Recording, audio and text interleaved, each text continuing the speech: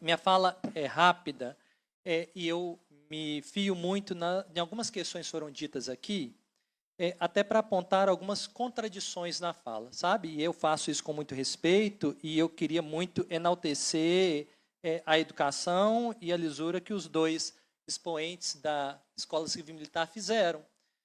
E disseram que, inclusive, estudaram na Escola Civil Militar, e eu fico pensando se não seria a ausência da Escola Civil Militar na infância e na juventude de alguns vereadores que nos atacam, que fez falta, no sentido de se comportar com mais lisura e mais educação em relação aos trabalhadores de educação, que sempre vêm a essa casa e são duramente atacados. Ou se o comportamento divergente, quando um vereador perguntou se a pessoa era professora, mas não fez a mesma pergunta para aquele que atacou, que era defensor do projeto de lei e atacou os estudantes. Eu fico perguntando se é a falta da escola cívico-militar que fez falta na história educacional dessas pessoas. Tendo feito isso, eu acho que, primeiro posicionamento, diz respeito exatamente às duas ADI, as duas ações diretas de inconstitucionalidade que tramitam no STF. Não é só os dois partidos de esquerda que se posicionam contrários a eles, nós tivemos manifestações contrárias da AGU, Advocacia Geral da União, e também dos Ministérios Públicos Federal e estaduais. Exatamente porque há um problema muito sério de invasão de competência que é da União, privativa da União, de legislar sobre a educação básica. Então, aí está o grande problema. Então, como nós já temos julgamento marcado das duas ADIs, previsto para 2 de maio e 2 de maio, de 2 de maio a 12 de maio, eu acho que, no minimamente, seria viável que a Câmara de Vereadores esperasse o julgamento. Por quê? Como vocês lidam com matéria de ordem pública, isso interfere muito em erário, dinheiro, economia, a gente precisa pensar numa série de questões, direitos da população, seria conveniente aguardar a tramitação ou a votação, a decisão dessa ADI, para a gente descobrir se a posição do STF seria pela viabilidade desse projeto. Porque, em sendo, a Câmara de Vereadores teria o seu posicionamento, poder encaminhar para votação. Caso contrário, a Câmara corre risco de votar o projeto, o prefeito sancionar, e o STF, que vai decidir com efeito erga omnes, vai fazer com que você estivesse perdendo tempo, na verdade, porque o projeto não terá efetividade, já que o STF declarará a inconstitucionalidade disso e aplicará com efeito erga omnes para todo o Brasil. Falando do outro aspecto, e eu gostaria de dialogar com a fala do deputado Coronel Henrique, para dizer, se não seria o senhor que disse a respeito do privilégio que foi estudar em escola, o seu filho estudar em escola civil-militar, e dizer que o senhor tem uma conduta na sua vida pública em razão de ter tido esse privilégio. A educação pública não quer exatamente isso, coronel. A gente não quer privilégio. A gente não quer que nós tenhamos uma escola cívico-militar para parte da população. E a gente sabe que nenhum município, nenhum ente federado conseguirá estabelecer essa política para toda a amplitude dos seus estudantes. Então, nós não queremos privilégio. Da mesma forma que nós não queremos, ou, na verdade, isso nós até queremos, seria destacar, e a gente pede seu apoio lá na Assembleia Legislativa, para que a gente não tenha a divergência, o ferimento na isonomia de um professor que atua no Tiradentes receber R$ 3.447 para a mesma jornada de aulas que o professor do Estado faz, enquanto o professor da rede estadual recebe R$ 2.774. Esse privilégio, na verdade, não é privilégio, a gente gostaria de ter, que é o direito, e a gente conta com seu apoio lá para votar a legislação do piso no Estado, sabe? Porque o professor da rede estadual recebe muito abaixo do professor do colégio militar. E eu fico pensando, se a gente, ao valorizar o professor da rede estadual, do colégio Tiradentes, se a gente, ao valorizar o professor da rede estadual, dando a ele o mesmo direito de receber o mesmo piso de um professor do colégio Tiradentes, se ele não trabalharia com mais empenho, com menos angústia, com mais condições de trabalho, mais valorização na sala de aula, sabe? Isso é importante. Acho que a gente precisa discutir também a questão da contradição e da incoerência em dois aspectos da fala do outro expoente, quando ele destaca que a escola civil-militar não vai militarizar aluno, mas todos os vídeos que o senhor mostrou são militarização de alunos. Eles marcham, e isso é uma questão de militar, eles batem continência para a pessoa que está na porta, eles batem continência para o professor. A gente precisaria de escola cívico-militar para trazer respeito à educação, para quando a gente está falando, porque eu não desrespeitei fala de ninguém. Então, a gente não precisa disso. E isso é militarizar, sabe? Bater continência. Como o Tiago Santana disse, a escola lá do Citrolândia tem fila. Os meninos respeitam os professores. Lá se canta o hino nacional todos os dias. E eu também, o vereador disse aqui que sobre rasgar a bandeira, eu também não concordo em rasgar a bandeira, nem pisar a bandeira, mas eu já vivi necessariamente um tempo para ver um presidente do país se subjugar e subjugar a bandeira nacional à bandeira de outro país. E eu acho também incorreto, sabe?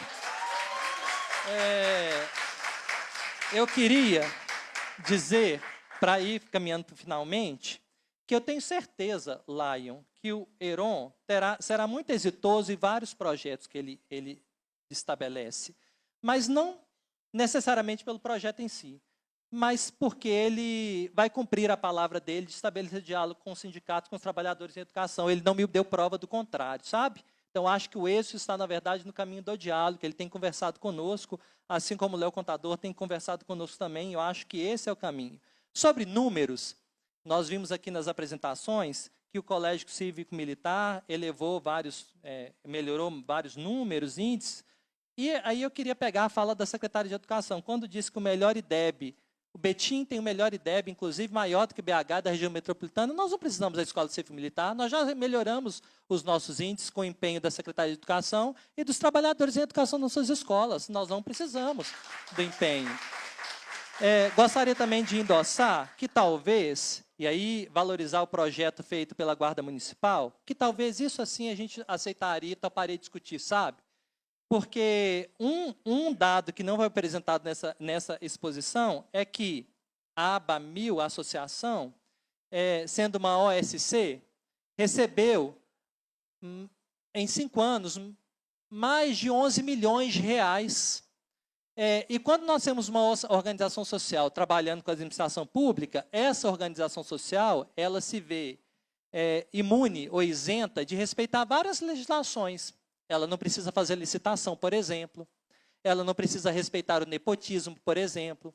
E nós temos visto em São Paulo, Rio de Janeiro, salvo engano, a farra das organizações sociais em que se quebra, por exemplo, o processo licitatório. Se contrata e se compra bens e serviços com valor muito mais alto para bens e serviços de péssima qualidade. Então, acho que antes de implementar o projeto cívico-militar, a gente precisa debater muito, sabe, Léo Contador? E Marilene Pimenta, e o prefeito Heron, eu tenho certeza que a gente vai saber o diálogo com o Sindiúti, com o movimento estudantil, porque isso é importante. E só uma falta que eu senti aqui nessa audiência, Ronivon, eu queria que você fizesse uma outra audiência para que a gente tivesse aqui a exposição do pensamento divergente. Porque eu tenho certeza que outros expositores pensariam contrariamente a essa proposta, e é nessa divergência que a audiência pública se sustenta, né? Assim como eu sei que vários neurocientistas se comportam, pensam diferente da senhora, e eu gostaria de ouvi-los antes da gente implementar o projeto. Muito obrigado pela fala.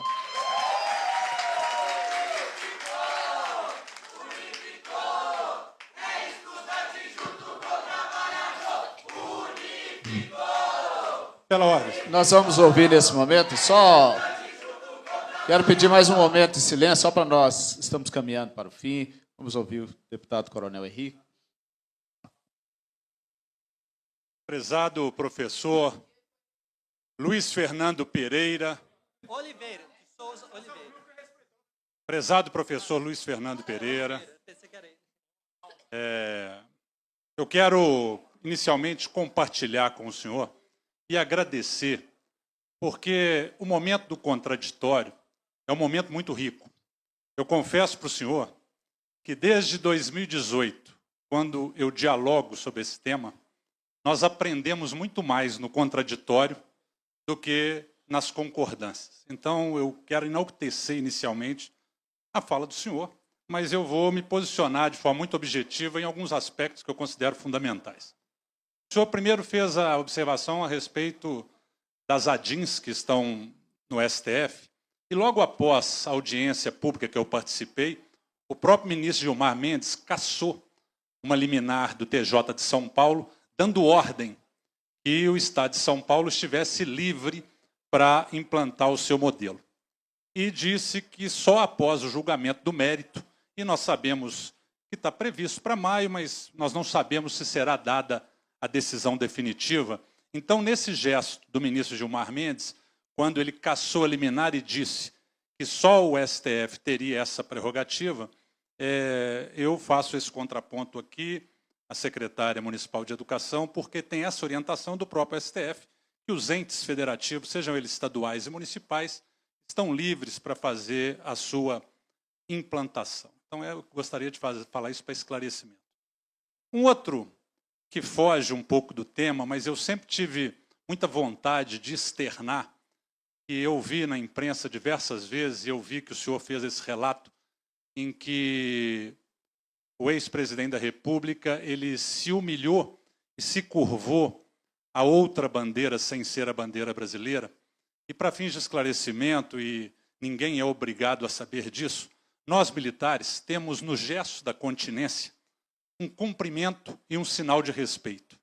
Não é nenhum demérito para nenhum militar prestar uma continência para outra bandeira, porque significa um sinal de respeito, um sinal de diplomacia nas relações internacionais. Então, sempre dizer isso de forma esclarecedora, porque eu sempre que ouço isso na imprensa, eu nunca tive a oportunidade de externar em público que a continência é o cumprimento do militar.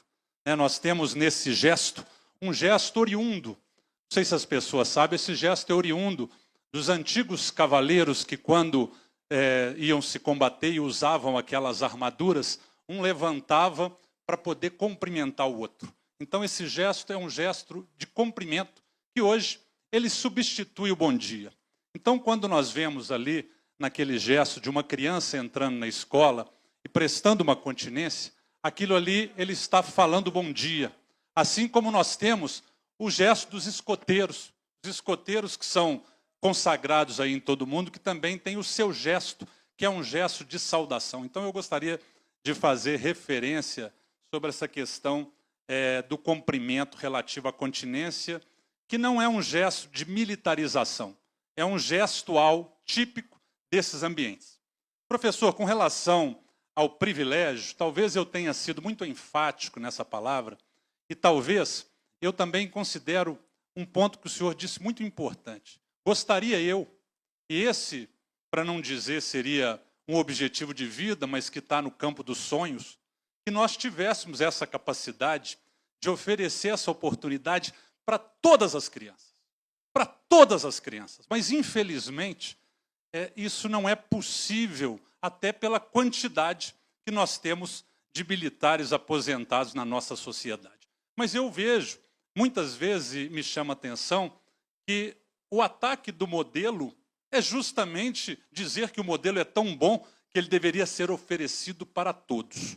Eu gostaria e trabalho para que isso aconteça. O senhor não sabe a distância da cidade de Buritis, que eu comentei aqui, talvez seja a cidade mais distante aqui de Belo Horizonte, e eu já fui lá, professor, umas 5 vezes diferentes, para tentar, porque eu também não sei todos os resultados positivos que esse modelo traz, e respeito também a palavra do nosso vereador, que disse que não existe mágica na educação, mas quando eu vou numa cidade como Buritis, que tem 1.400 crianças da rede municipal na escola, eu fui lá 1, eu fui lá 2, eu fui lá 3, eu fiz uma audiência pública lá, eu tive experiências únicas lá, de na última vez que eu tive com o capitão Davi lá num concurso de Ordem Unida, meninas do 9º ano do ensino fundamental 2 vieram chorando e falaram, deputado, eu falei, você está chorando por quê? Porque você perdeu o concurso de Ordem Unida?